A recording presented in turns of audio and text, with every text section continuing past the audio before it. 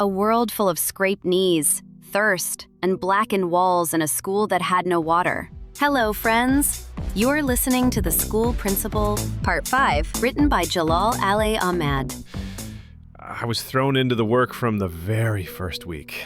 The day after winter began with its 9 coal-burning stoves, fetching water 4 times a day, and the sweeping and mopping of the rooms, one janitor just wasn't enough. I requested another janitor from the Department of Education, and we waited for his arrival every day. I didn't go in the afternoons. For the first few days, I was apprehensive, but within 3 or 4 days, I found my courage. I felt the school didn't exactly revolve around me. My absence didn't make a difference.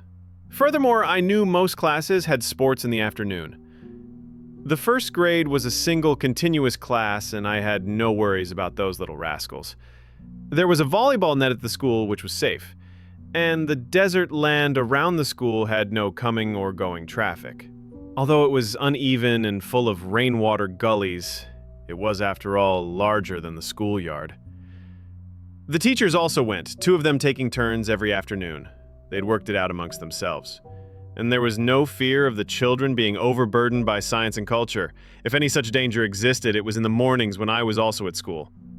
One day, an inspector came, and we spent half an hour buttering him up with tea and mutual respect. And in the inspection report, he certified that the school was run very well despite the lack of facilities. I also met the health officer, who still couldn't hide his Qazvini accent beneath the foreign terminology of medical science, and who was supposed to come once a month to blind the children by checking for trachoma. He would flip back their upper eyelids so quickly that if he had tried to do that to me, I would have slacked his ears. He also prescribed mercury ointment, cotton, and bandages for us to get from the Department of Education, which they didn't have. So we were forced to resort to one of the children whose father was an army medical doctor, and he brought them for the school for free. The children's hands and arms got injured at least 3 times a day. They would run and fall, go up and down the stairs and fall, play and fall. It was as if they were cursed. And most of all, they would fight and fall. The simplest form of their play during the quarter-hour breaks was fighting. Suddenly you'd see or hear that in some corner of the yard, 2 had jumped on each other, and then one would fall to the ground, and the fight would be over.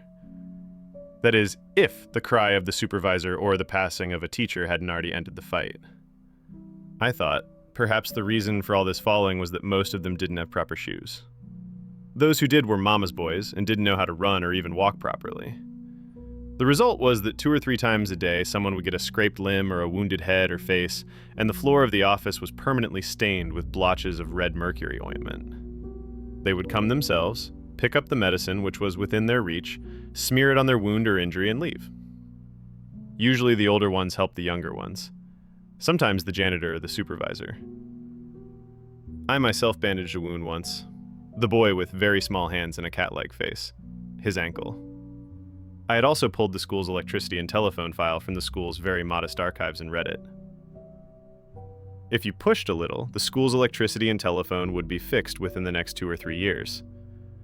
I went to the Department of Construction twice to follow up on the matter and leaned on a couple of acquaintances I had here and there in the electricity and telephone departments.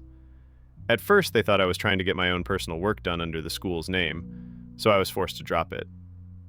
This much was just me doing my duty. The school had no water. No drinking water, no running water. They would fill the underground cistern beneath the pool with spring runoff. It had a pump on it, and they would fill the pool with that and the children themselves. During the break times, besides the children's racket and clamor, the dry, moaning sound of the pump was constantly in the air. It was itself a kind of toy for the children, who loved the noise very much. Shouting and tumult was the other side of their games. They yelled. They screamed. The content of their screams and shouts was more curses and reproaches than laughter and joy. But for drinking water, we had 200-liter galvanized iron tanks, which stood like twin shrines or public fountains on a stand next to the yard and were filled and emptied twice a day. When the bell rang, they would stampede toward the water.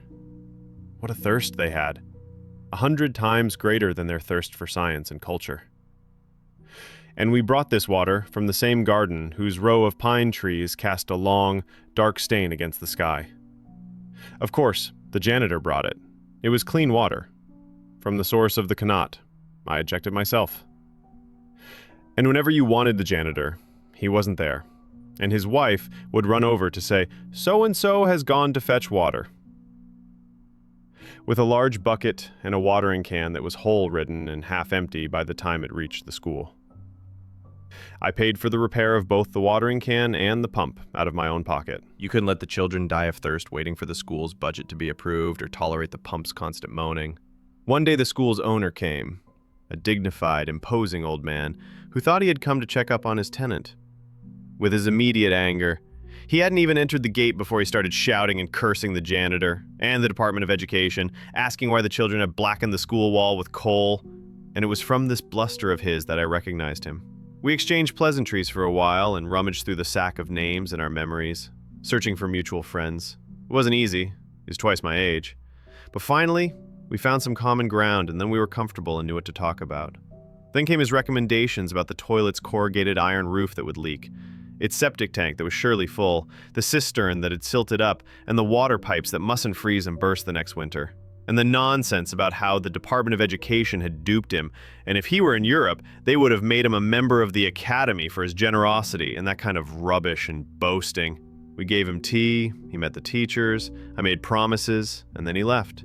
He was a nitpicker, a proper old man, the embodiment of past memories, a sack of meaningless stories and events, and an example of the dignity that only the passage of time gives a person. He sat there for a good hour and a half. They had this routine once a month, for which I had to grin and bear it. But the teachers, each had a contract for 24 hours, but in the schedule, none of them had been assigned more than 20 hours of teaching.